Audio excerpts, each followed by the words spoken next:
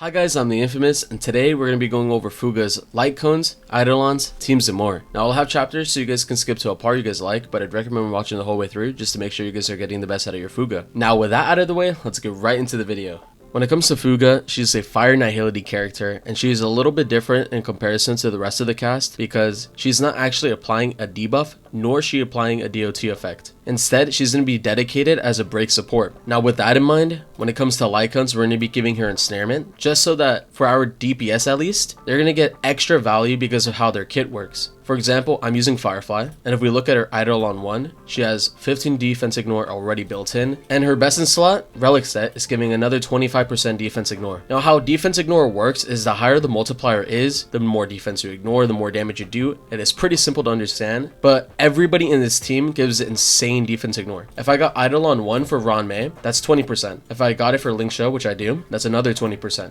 Now having ensnarement is 16 on top of 15 on top of 25. The defense ignore value is so high that ensnarement gets a bigger bonus. Not only that, but this is a 4-star that you can pull and get easily, and I happen to have S5. I would consider this a free-to-play option. You don't have to use premium currency to get it necessarily because it's not really a 5-star. You can just get this in the standard banner. But the point is, it's a pretty free-to-play option, and this is what I would personally recommend. When it comes to the other Lightcones for Fuga, one of the things that people have recommended is solitary healing, and that's mainly for the break effect bonus, aka it's easier to hit her threshold. It also increases the DOT effect for the wearer, but again, this literally does absolutely nothing, and since you're not going to have any DOT effect, this is also useless. Essentially what solitary is, it is literally just a damage increase. It's easier to get your bonus up. That is literally it. It's a stat stick. So unfortunately, that's not really something I would personally recommend. Obviously, her signature is really good. This is essentially true damage for break characters simply because if you're increasing their break damage 18%, all their damage comes from break. So this is essentially a true damage increase. Break effect also makes it easier to get her threshold. So again, very, very good. And this is what I would personally recommend if you guys could get it. This is her best in slot, obviously. But at the end of the day, if you're going for an E0S0 Fuga,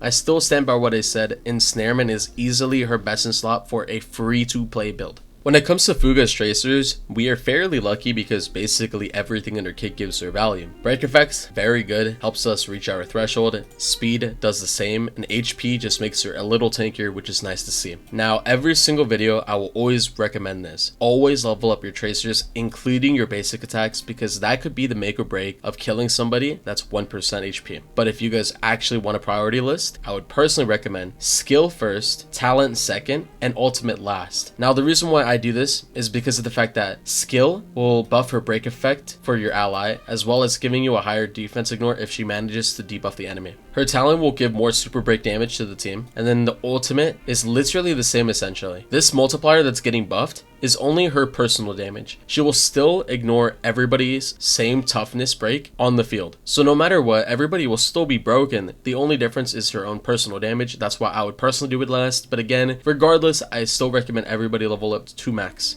When it comes to Fuga's relics, I recommend going for a 2-piece lantern set and a 4-piece iron cavalry set. If you guys have the lantern set, you guys can make use of the speed to reach a threshold. And if you guys happen to run her with a firefly, you guys could also make use of the full 2-piece effect, which will give you extra break effect. Now, if you guys aren't running her with firefly and you guys are happening to run her with Boohill or Rappa, you guys could still make use of the speed, so that will still be useful. But in that case, you guys could actually go for a banded 2-piece instead, simply because you guys will actually get more break effect in terms of that. Now, the reason why I recommend Iron Cavalry is because it'll give her more individual damage. Defense ignore is going to be very good, especially because this is going to be very easy to hit. If you guys want to run a break effect rope on her and you guys have a lot of buffs, this 250 should be easy even at E0S0. Now if you guys have her Lightcone, it's even easier, so you guys will always be able to make use of that defense ignore. If you guys actually want to make use of Eidolon 2 though, which is a dance essentially, I would actually recommend giving you an option out. Like if you guys just want the advanced forward, you guys could actually go with a 4-piece thief set, because the 4-piece thief set will give you even more energy when you break an enemy. And because her AoE ult is that good, especially in pure fiction, since you're going up against little mobs, you guys could actually make use of the 4-piece thief set more often. Now, what's going to be more universal, what's going to be even better, usually is still going to be Cavalry. That's why I personally recommend it overall. This is probably her best in slot in almost every scenario, but in niche scenarios, because of E2, you guys could actually make use of the Thief set. Again, up to you guys. I personally recommend this as her best in slot, but as another option for those that want it, you guys also have that.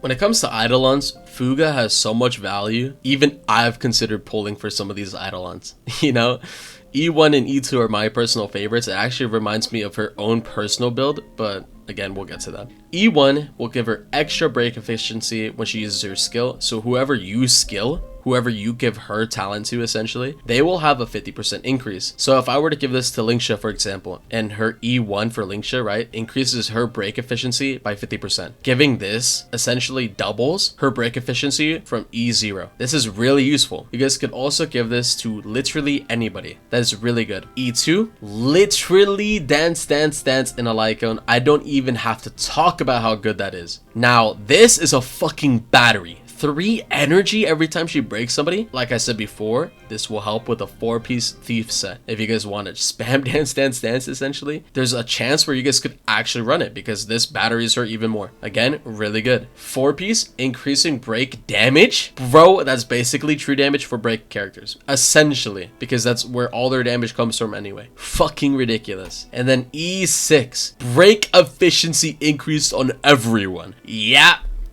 I'm gonna keep it a buck. Every Eidolon is worth it. Spend. I don't play.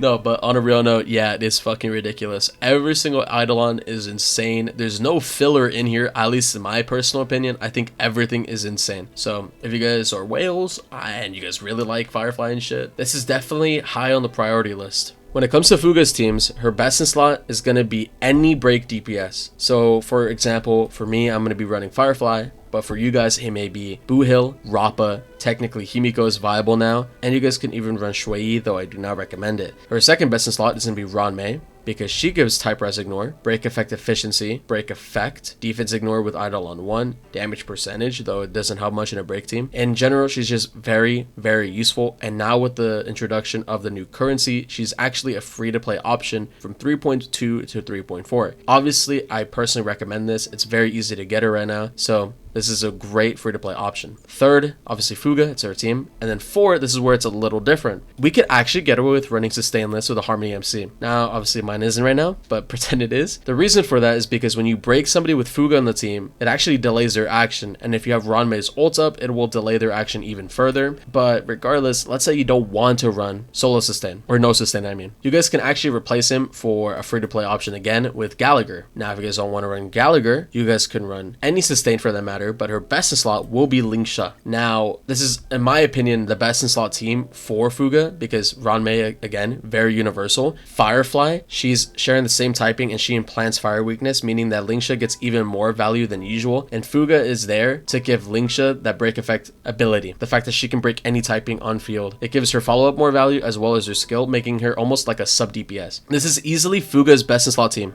We're going into pure fiction just so I can show you guys a little bit of Fuga gameplay and so that you guys can actually see her kit in action.